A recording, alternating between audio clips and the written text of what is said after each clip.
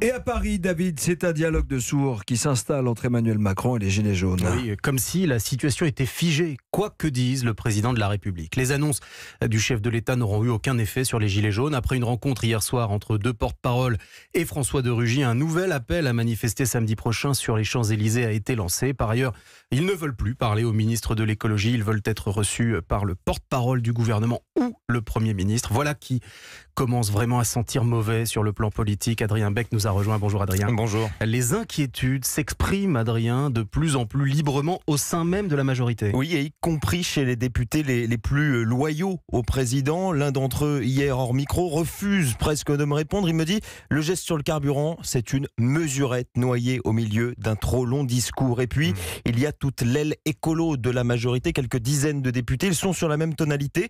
C'est le cas de Mathieu Orphelin, député du Maine-et-Loire. Lui se dit carrément déçu. Les réponses, les annonces nouvelles n'ont pas été faites aujourd'hui. Alors s'ouvre une grande concertation de 3 mois avec l'ensemble des acteurs. C'est intéressant de redialoguer avec toutes les forces organisées. Je crois que ça aurait été encore mieux si on avait eu en plus des mesures fortes dès maintenant sur la rénovation énergétique. Voilà, des députés qui ne cachent donc pas leur malaise. D'autres voix dans la majorité avaient déjà fait entendre leurs différences ces dernières semaines. Jean-Yves Le Drian, rappelez-vous sur Europe 1, François Bayrou, le maire de Pau, qui semblait hier soir un peu rassuré, mais dans les rangs de la majorité, même si certains saluaient l'inflexion présidentielle, tous sont unanimes. Ces mesures sont encore beaucoup trop floues, pas assez concrètes, et une chose est sûre, ça ne suffira pas à éteindre la colère. Adrien Beck du service politique d'Europe 1. Merci Adrien pour ces informations. J'ajoute sur ce sujet des éléments concernant les doléances des Gilets jaunes. Les porte-paroles qui ont été reçus hier par François de Rugy ont transmis des demandes. Ça va beaucoup plus loin que la simple fiscalité du carburant.